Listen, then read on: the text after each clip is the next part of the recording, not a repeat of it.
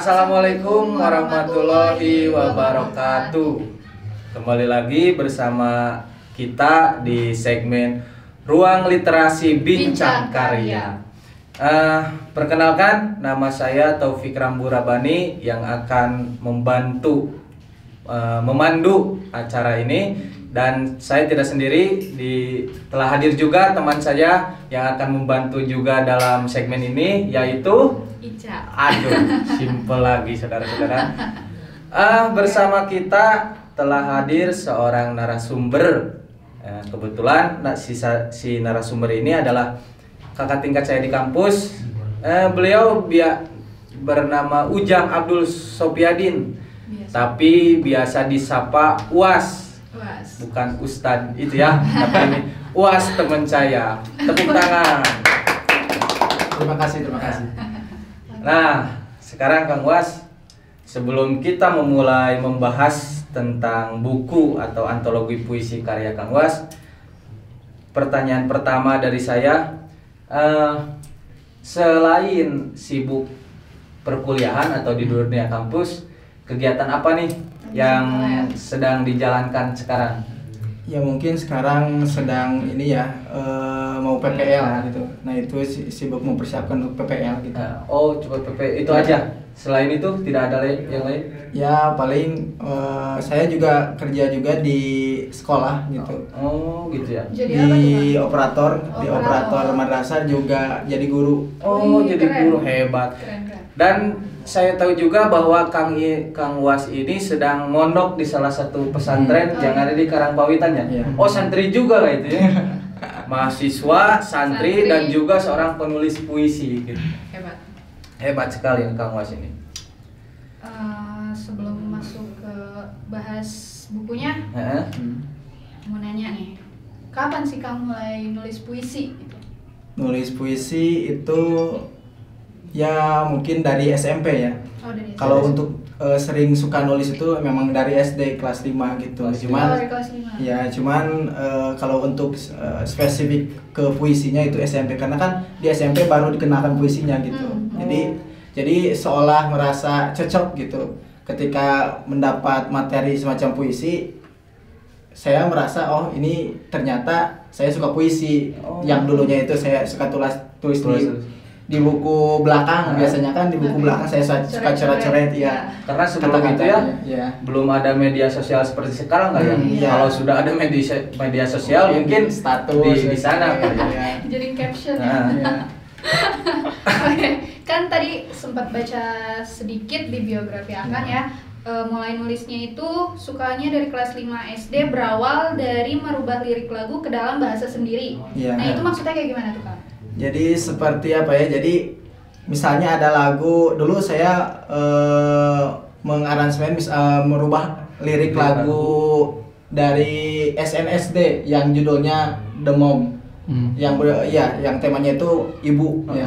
Kemudian saya rubah aja gitu agar bisa lebih enak menghayati gitu. Dulu itu suka nyanyi juga gitu, sehingga diubahlah dengan kata-kata sendiri. Kata-kata. Jadi kita lebih tahu maknanya itu seperti apa gitu. Kalau SNSD kan itu grup Korea, tapi di lagu itu memakai bahasa Inggris, dan waktu itu saya belum tahu bahasa Inggris ya. Jadi saya ubah aja ke kata-kata sendiri gitu. Karena keterbatasan bahasa, jadi memutuskan untuk merubah lirik tersebut agar bisa dicerna oleh diri sendiri kayak gitu ya.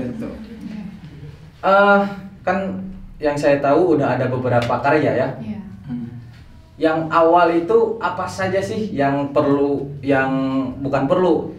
Kang Uas sendiri apa saja yang disiapkan sebelum akhirnya memutuskan untuk menulis kayak gitu? Ya, jadi memang awalnya karena kan suka nulis ya, di belakang buku, dari kertas apapun gitu ya, saya suka nulis puisi atau kata-kata, dan di notes HP juga saya suka nulis gitu. Kalau ada inspirasi kata-kata yang bagus, saya tuliskan langsung di note HP gitu ya, untuk nanti ketika saya ada waktu luang, terus saya buka laptop, ya sekalian saja membuat puisi dari kata-kata yang sudah dibuat sebelumnya gitu, dan disempurnakan gitu.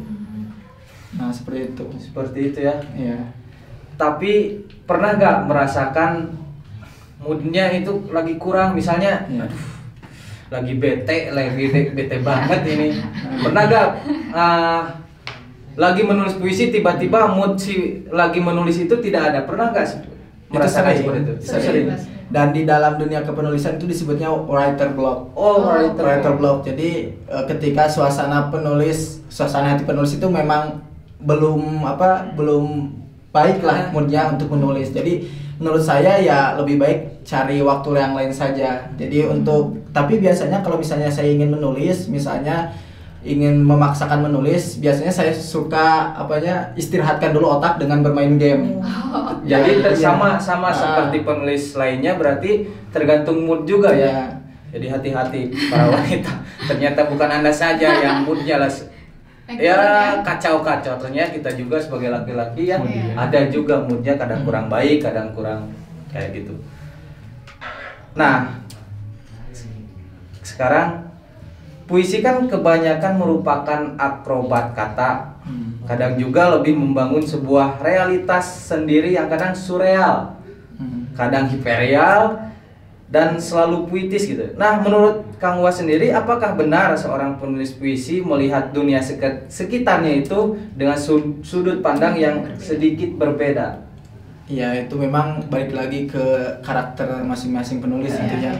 Tapi yang harus digarisbawahi bahwa penulis atau penyair dan sebagainya itu memang harus sensitif terhadap situasi kondisi yang ada di lingkungan sekitar. Jadi memandang sekitar itu bukan hanya sebatas hidup yang lalu saja, tapi benar-benar dihayati apa yang ada di lingkungan sekitar. Apakah ada hikmah bagi kehidupan kita? Apakah ada hubungannya dengan perasaan kita? Nah, kita bangun kesensitivitasan itu dengan kreativitas yang ada dalam diri kita gitu, sehingga ya penyair yang memang produktif itu ialah yang memang penyair yang sensitif melihat lingkungan sekitar. Bisa itu tentang asmara, Ya, itu. tentang ya kehidupan negara, politis, sosial juga itu bisa ya.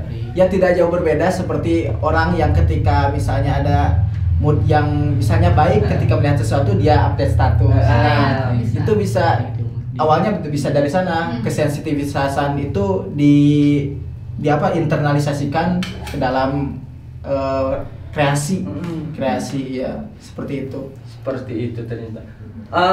Kebanyakan puisi Kang Was itu saya tadi sempat membacanya lebih ke bukan sendu sedan ya, tetapi kalau menurut Kang Was sendiri, kiblat puisi Kang Was sendiri apakah nanti lebih ke naon aing sih ngomong apakah lebih ya menggebu-gebu, apakah lebih seduh atau sedan atau gimana itu? Ya, Khususnya jadi kan buku ini. saya Di buku ini di buku khususnya. ini, Khususnya ya. di buku ini. Khususnya di buku Imaji Karsa itu, jadi ini isinya itu tentang tema-tema puisinya tentang kebahagiaan. Tentang Kebahagiaannya itu bisa dari kebahagiaan rindu, bisa kebahagiaan dari asmara, ya bisa kebahagiaan dari kasmaran. Nah, itu jadi tentang kebahagiaan intinya, ya tentang kebahagiaan. Kebahagiaan terhadap Semangat. lawan jenis kali ya. Ya secara umum seperti itu. Ah, Secara umum. Ternyata Kang Was ini santri-santri bucin juga pemirsa. Kang, aku mau nanya, kan khususnya kayak aku nih orang awam yang nggak terlalu ngerti puisi gitu kan. Iya benar. Biasanya kan puisi itu nekeninnya makna ya. Iya. Akang itu mikirin nggak sih buat yang bacanya, atau emang si puisi itu dibikin buat konsumsi akang sendiri aja gitu, atau emang akang mikirin orang yang baca ini harus ngerti nih maknanya kayak gimana gitu nggak Kang? Iya. Kalau saya nulis ya nulis saja gitu. Masalah pembaca ya orang kan beda-beda gitu. Nanti menafsirkannya bisa jadi berbeda. Oke. Tapi yang jelas atas dasar prinsip ya memang suka aja nulis dan memang punya keinginan untuk mencoba untuk menerbitkan puisi. Apakah kan banyak tidak yang suka misalnya seperti itu. Gitu. Terus kalau misalnya cara menemukan suara nih Kang, suara akang gitu kan, apakah ada proses panjang atau emang puisinya itu dikumpulin sedikit-sedikit dari misalnya dari pengalaman tahun lalu? Bait per bait Iya, misalnya gitu. kayak gitu. Apa emang spontan aja bikin langsung satu puisi dibikin gitu? kadang ada yang suka langsung jadi, kadang ada yang serpihan-serpihan dulu gitu di catatan kertas atau catatan di HP itu dikumpulin. Nanti kalau misalnya ada waktu luang terus moodnya baik, itu baru langsung dibuatkan puisi, dijadikan gitu. Jadi tidak hanya hati yang menjadi serpihan-serpihan, tapi kata-kata juga harus harus dibikin. Oh, bisa lagi ya. Terus kan gini, kalau menurut Akang ya, apakah misalnya sense of control buat diri Akang ya, ngaruh nggak sih kayak ke OCD-an seseorang itu ngaruh nggak kalau misalnya buat puisi? Misalnya Akang nih lagi marah, terus kepikiran buat puisi yang timbul itu, yang tercipta itu misalnya puisi yang membara gitu, terus Akang lagi jatuh cinta gitu bikinnya ya, tentang asmara, ya gitu nggak ngaruh nggak menurut Akang? Ya tadi seperti yang dijelaskan tadi ada sensitif, ya kesensitifan. Nah alangkah baiknya kalau kita kesensitifan itu diasah dengan cara tadi, ketika kita merasakan sesuatu perasaan itu kita langsung luapkan pada kata-kata. Nah, seperti itu. Oh jadi ngaruh ya? Yang ngaruh lebih mood ya. Kita mulai masuk nih ke salah satu karyanya. Tadi saya sempat baca di sana disebutkan atau judulnya kayak gini, UAS si pengembala puisi. Pengembala. Tadi saya sempat terbesit karena tidak fokus ya, saya kira UAS si pengembala sapi, ternyata si pengembala puisi. Itu maksudnya gimana? Apakah Kang UAS ini mencoba ingin mendeskripsikan diri sendiri melalui puisi tersebut atau bagaimana itu? Ya bisa jadi seperti itu. Nah, karena memang awalnya kan saya punya idola sastrawan, Chairil Anwar itu. Dan Chairil Anwar itu kan punya karya yang judul Aku, si binatang jalan. Nah, saya terinspirasi dari sana juga gitu. Dia sosok Chairil Anwar mendeskripsikan dirinya seperti itu. Nah, maka saya juga seolah tergugah gitu untuk mendeskripsikan diri sendiri terkait dengan puisi. Seperti itu. Kayak gitu ya. Jadi idolanya itu Chairil Anwar. Kenapa itu Chairil Anwar? Apakah Kang UAS ini jatuh cinta terhadap kosakata yang dibangun oleh Chairil Anwar atau bagaimana? Ya memang dilihat dari struktur katanya gitu ya, pembangun katanya, terus diksinya, pemilihan katanya itu benar-benar unik itu, berbeda dari yang lain. Seperti misalnya penulisan kali ini kan dibalik ya, kalau Chairil Anwar jadi ini kali gitu. Seperti itulah. Padahal Chairil Anwar ini adalah seorang penulis yang hadir ke publik itu pasca kemerdekaan Indonesia kali ya. Tapi tahu nggak atau pernah baca buku karyanya nggak? Kan kalau pasca kemerdekaan itu kan kebanyakan orang lebih memilih puisi tentang kepahlawanan. Tetapi kenapa sih Chairil Anwar ini lebih ke tentang asmara kayak gitu? Nah itu mah tanyakan ke Nanti kita tanyakannya di segmen selanjutnya. Kita akan menghadirkan almarhum Chairil Anwar langsung CLDA di Simpang 5. Tapi aku juga penasaran nih, kenapa Akang memutuskan buat ngebukuin kumpulan puisinya ya? Apa emang kedepannya akan ada rencana buat jadi penulis gitu? Oh iya, kalau dulu sempat ingin jadi penulis gitu karena kayaknya suka gitu, kayaknya bakal seru gitu kalau misalnya jadi penulis gitu, karena sejalur dengan hobi gitu ya.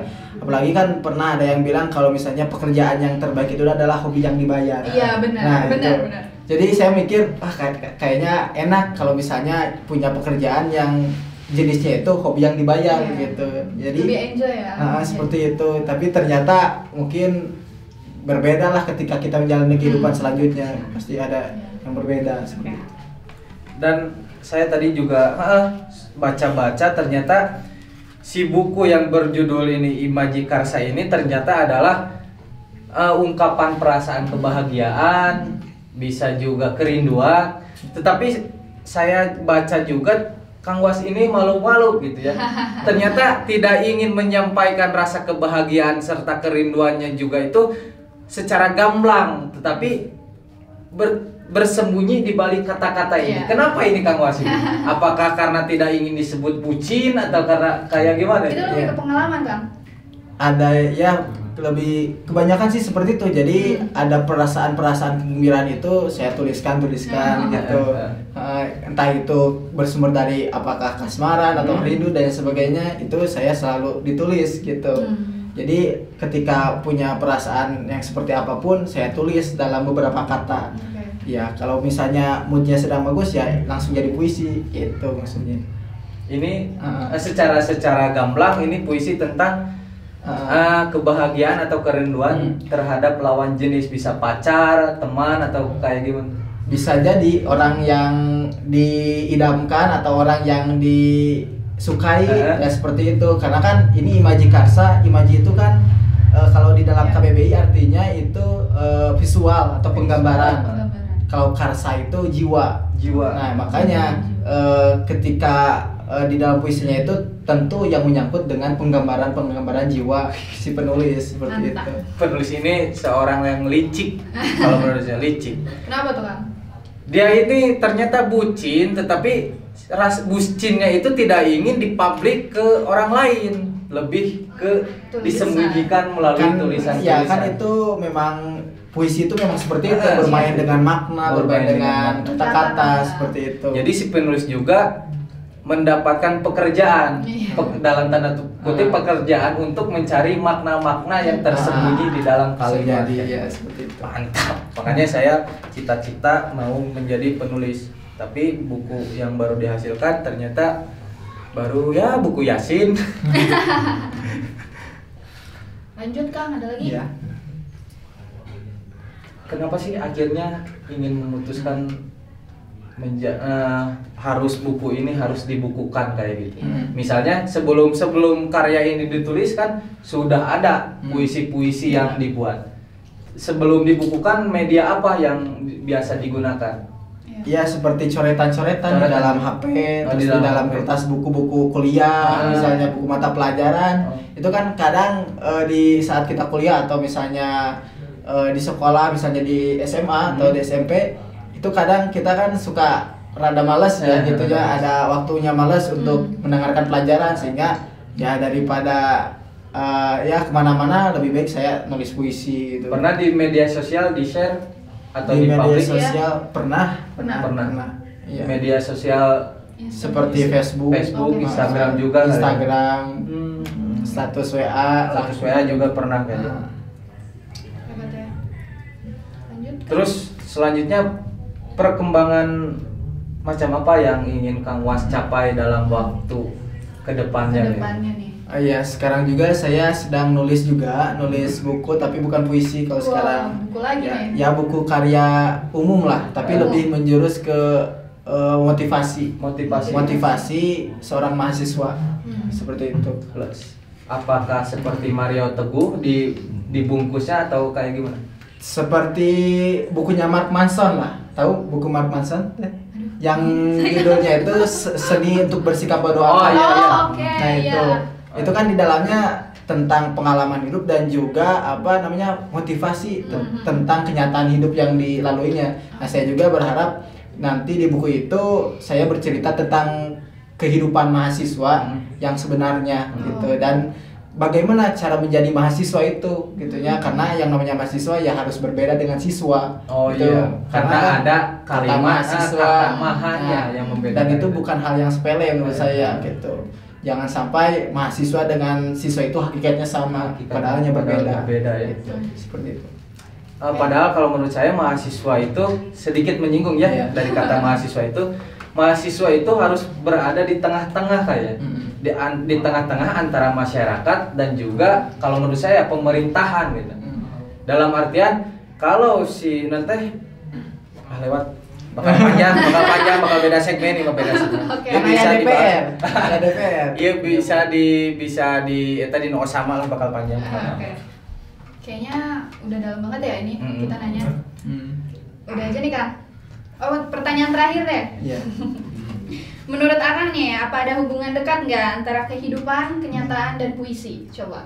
Ya tentu, ya karena kan kehidupan itu terkadang bisa menjadi dorongan psikis kita, dorongan emosi kita, tentunya. Karena kan yang bisa membuat kita bahagia, membuat kita sedih itu kan dari kehidupan. lingkungan sekitar, sehingga ketika ada dorongan dari kehidupan itu terhadap perasaan kita dan kita menyambut perasaan tersebut, nah maka itu yang dinamakan sensitivitas tadi, yang kemudian dipublikasikan atau diinternalisasikan dalam tulisan seperti itu. Tapi pernah menulis puisi gak tentang yang menyinggung sedikit tentang kritis atau terhadap kebijakan pemerintah? Pernah aja? Atau misalnya belum, terhadap politik? Belum. Itu kenapa? Belum. Anda kelihatannya berhati-hati sekali kayaknya. Tidak, karena belum masuk ke ranahnya. Belum masuk ke ranahnya mungkin, karena ya kurang ini juga sih, kurang kurang menyambut hal tersebut politik di dalam puisi gitu. Bukan ranahnya sepertinya sih. Bukan ranahnya. Jadi daripada kita nanti ada salah kata kan sekarang udah ada undang-undang ITE kali ya. Bahaya kan. Ya udah kan kasih ruang buat promosi kan buku. Nah, sebelum ditutup juga saya ingin mempersilakan kepada Kang Was untuk mempromosikan buku karyanya.